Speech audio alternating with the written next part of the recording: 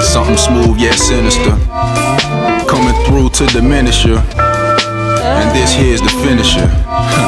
Check it out. What is going on, guys? It's your boy Trey coming back at your screen by means of the World Wide Web. And today for you guys, what we're going to get into is a video that's way long overdue. But as you know, your boy is catching up on content. Now, this specific GGC I actually beat a long time ago, guys. Alright, like a day after it came out. But I never made a video before because back in the day, I will admit this freaking GGC is hard as crap. Why do you think it's the only GGC that you are able to use a gem for? Alright, just think about that for a little bit. Alright, there's a reason why this is the only GGC they actually allow you to use gems for. The rest of them, no, you don't get to use no gems, but for this one you do. Alright, so let's break down what you need to do in order to successfully complete this. Alright, first dungeon here, try to take this first battle slow. Okay, the main reason you want to take it slow is because you want to build up overdrive gauge. Right now, granted, this dungeon is much easier now that we have the release of the Omni units. It's a lot easier than it was before using only 7-star units. Alright, there's that much of a difference in power between the 7-star and the Omni units that go above 7-star. Okay, but just take it slow in this first battle. Alright, main reason you want to build up overdrive gauge. Alright, mitigate every turn, and you'll be just fine. You honestly don't even need to keep full HP. They're not very strong at this point. Just mitigate every turn, you'll be just fine. Okay, and try to take it a little slow so you have overdrive. Other than that, let's get into the squad explanation real quick. Zero Eye. Alright, main reason we're using her, not only did she paint with all elements, BCHC drop grade boost. That's another good reason we're using her, as well as being unlimited SBB. Alright, good stuff there. We're using Koyu as the lead. Not only does he negate status ailments, but he also negates elemental damage, guys. Like I said, Omni Koyu has by far one of the best leader skills, like ever. Like, negates elemental damage, negates status ailments, boosts defense and recovery when your HP is low, boosts HP and attack already. It's like, wow. But mainly his leader skill, but also my Koyu. I use this SP skills to not only heal when he uses his BB and SBB, but also giving us BB gauge when attacked on BB and SBB. Excellent stuff. So my Koyu is very useful to me. The Lord Magers is mainly there for mitigation. Alright, since we don't have Omni Cramps yet, he is the only unit capable of having mitigation for 2 turns. Alright, now Sirius, we not only got him there for the stat boost to attack, defense, and recovery, but he is also there because he gives BB gauge when you deal spark damage. Very helpful in keeping your BB gauge up, especially against a single target, which you will encounter a few times in this GGC. Okay, we got my Omni Ease. Main reason I'm using him is for the boost and spark damage. All right, as well as the boost to attack and spark crits. Very useful for that. And last but not least, shout out to my friend with the Azari lead. Alright, I wanted to test Azari. I wanted to see what his leader skill was really capable of, and I must say he didn't really disappoint. Azari came through with his leader skill, definitely. So excellent leader skill on this man here. Okay, excellent. He really came through for us. So this is the squad that I use, and you'll see that pretty much easily blew this out of the water. Alright, now like I said, the only reason I'm even uploading this because it's not on my channel. The goal on my channel is to make sure I have everything up on my channel as far as this game goes. All GGCs, all special events, all raid battles, everything, guys. I want to try to cover everything. So that's the only reason I went back and redid this dungeon. Alright, second battle here is against Taser himself. Alright, you'll see right off the bat I went ahead and popped into overdrive. Main reason, like I said, with the Omni units you're not gonna have too much trouble, but Taser can still hit like a truck. Alright, he can go upside your head and make it the way you feel it. Alright, so the quicker you can get this battle over with, the better. Alright, the third battle will take up enough of your time to where you should be able to build up a nice amount of overdrive gauge before you need to use it again. But you definitely will need to use it at least least a couple more times. All right, so that's why we got the items here though. You're definitely going to want to make sure you bring a hero crystal, a couple foods. All right, the revives are just in case you end up losing someone, which may happen. There's a couple of instances in this GGC where they're going to hit you pretty hard, so it won't hurt to have a few revives on your side. Okay, but this battle number 2 is just Taser by himself. He usually leaves, I believe, like in 4 or 5 turns, but if you got a strong, nice army squad at this point, you can just go ahead and clean him up, clean his clock, and move on to the next battle. Pretty much nothing to watch out here for besides if you're only using 7-star units, he does hit fairly hard. But these Omni units are a whole different level, like I said, guys. I only got 2 7-stars with me, the rest are Omni, so doing work on him. So this is his final turn right here.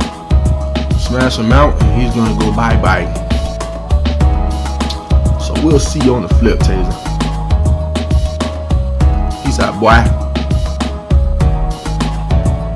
So we'll pick up our treasure, and then we are going to move on to battle number 3 out of 4. All right. Third battle, not too much you really need to worry about either. It starts out with just Kira alone. All right. After you bust Kira head a little bit, like a turn or 2, that's when Cannon is going to come out. Right. And then about a turn or 2 after that, Kira is just going to disappear. All right. I don't think you can even kill Kira. Like, you get his HP down to 0, but he won't die as far as I can remember. You just kind of gotta wait for him to disappear. But when Cannon comes out, just blow Cannon out of the water. Nothing you really need to worry about. Cannon, I believe he puts a little bit of no, he doesn't put Angel Idol on himself. But when you get him to 0 HP, he won't just flat out die when you get him to 0 HP. He will do an attack, and then he'll die. So he won't even like give you another full turn. He'll just do an attack. He's gonna die. Move on to battle number 4. Nothing you really need to watch out for here, guys. All right. So yeah, he does put Angel Item on himself, but he ends up dying anyway. So you'll see. This turn here, we pretty much gonna blow Kira out the water. But like I said, I don't think he's gonna die. That's the only thing.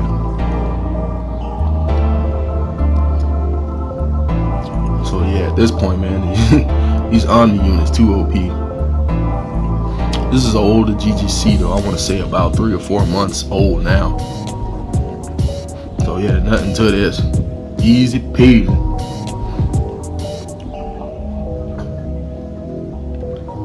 They do their thing for a couple turns here. Not doing no real damage, as you can see. See, Kira's dead. He has no HP left, but like I said, he's not going to go away until he pretty much decides to disappear. So don't worry so much about Kira. Just keep on pushing forward.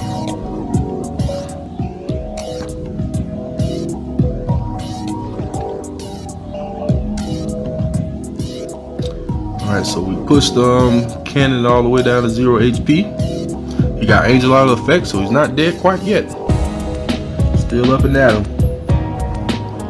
That took care of Kira that time.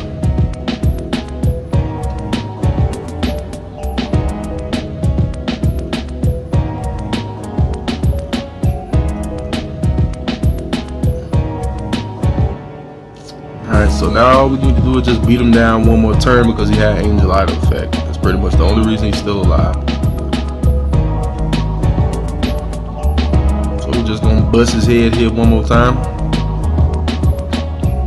I was about to say, what did I fall asleep here? Alright, you didn't even want to use no gauge for it. Full BB gauge is for everybody when we go into battle number 4. Battle number 4 is the one you actually need to watch out for. Right? I'm going to break down the strategy to you for battle number 4 here.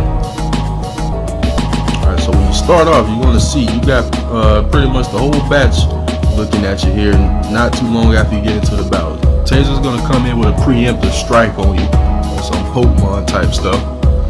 Then you got Alpha burst into the picture. But his little preemptive strike, there's nothing you can do about that. Just lose a little bit of damage, and they suck all your BB gauges. it's all good. All you really need to do, just pop some Fujins, alright? Pop the Fujins, definitely one on your mitigator. If you want, you can put another Fujin somewhere else, but make sure you keep at least, I want to say, at least 2 Fujins on your person, alright? Definitely want to be prepared for what's coming ahead. So, this GGC in the beginning is just about surviving, alright? What you're going to want to do is just make sure you mitigate, keep your HP high and full for the first 4 turns, alright? There's pretty much nothing you can do outside of that. They have a ton of HP, so you're not really going to stop them anyway. But as you progress in the battle, more of them are going to pop up. As you see there, we just had shoot, I forget, Tora? That's her name, Tora. I almost forgot her name, the Earth unit. Tora popped up, and as you go on throughout this battle, more of them are going to pop up, with the last one popping up on the 4th turn. Alright, the 4th turn, you're definitely going to want to be careful. Magrus is actually hands down the best mitigation unit for this. The main reason being, when it comes to that 4th turn, you're going to do their little attacks, but then the last attack on that 4th turn is going to be Fever popping out, wiping your buffs, including mitigation, and hitting you with a very powerful AoE. One that if you do not guard, even Omni units will likely die from it. More than likely, even Omni units will die. So you're definitely going to want to make sure you have Magrus, because not only does he get 50% mitigation, he also gives an additional 10% mitigation when you guard. Alright, and I will admittedly say again, when I first saw that buff was on Magrus, I wasn't too thrilled about it. But it comes in more handy than you think for this newer content. It really does. Alright, so there goes Cannon now. Alright, when Cannon comes out, that's usually the following turn that you have. That's the turn you're going to want to guard, people. Alright, that means the big Kabuski's coming up next turn. And if you don't guard, you're pretty much dead. Alright, now make sure you use Magrus on the turn before, because you have 2 turns mitigation. You're actually able to guard your entire squad instead of the foolishness before with the 7 stars, where you got to use your mitigation unit to guard everybody else and pretty much risk losing your mitigation unit, right? You don't have to do that with the Lord Magrus on your side, baby. You're good to go. So now we're just gonna guard everyone, and we're all at half health too, as you can see. But that 60% mitigation, it's beast. Alright, so this is what happened. They get hit with Gate, and they pretty much all lose their Angel Idol effects because of it. They all have Angel Idol now, but when they get hit with this Gate, it knocks their entire enemy squad down to 0 HP, but they don't die. Alright, they got Angel Idol, so they were fortunate there. So they're gonna smack you up here a little bit.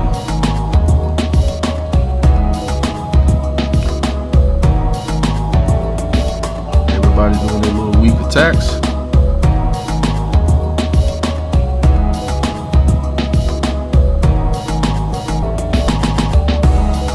Fever comes out, buff wipe, and a super powerful AoE attack. One that if you don't guard, you will pretty much die. Alright. Thankfully we had 60% mitigation, so my squad ate that like nothing. Alright. Once Fever comes out, it is showtime, guys. Alright. If you got Sirius, he's actually the perfect unit for this.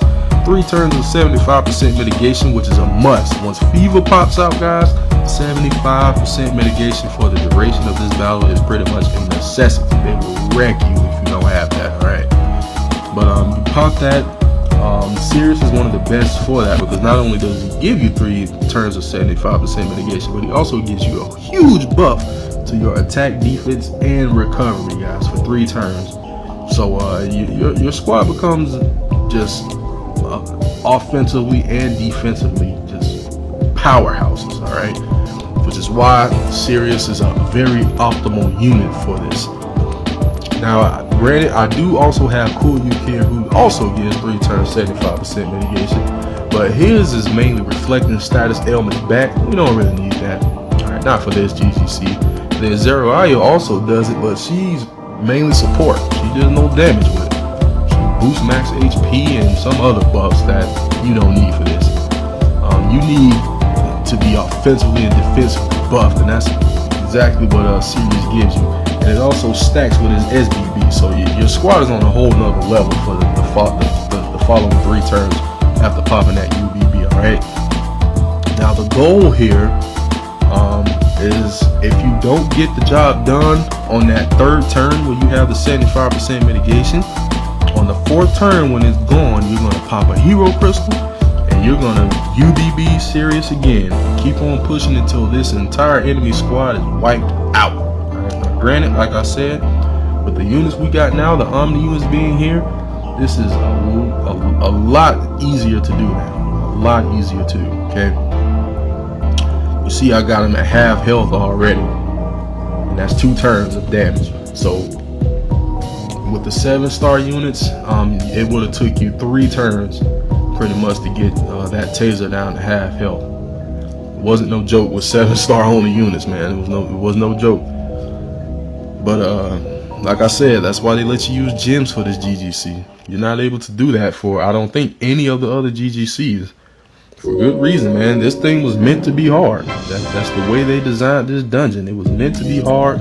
It was meant to be like crossing your fingers and hoping RNG doesn't kill you entire squad or something like that. So this is our 3rd turn of 75% mitigation. And as you can see, we got them hurt. They hurting right now. I think I actually take out 2 of them on this turn. Yep, Alpha and Tora, go bye-bye. So what we down to? Taser and Kira. That's pretty much it. They overdriving. Well, guess what? We overdriving too, baby. Pop that hero crystal.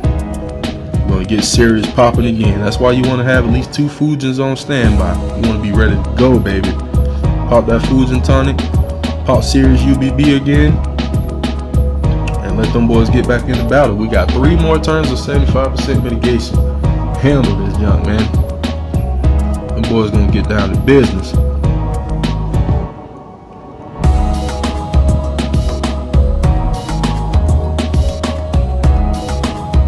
You can just see the damage output, guys. It's crazy. Absolutely absurd with this setup.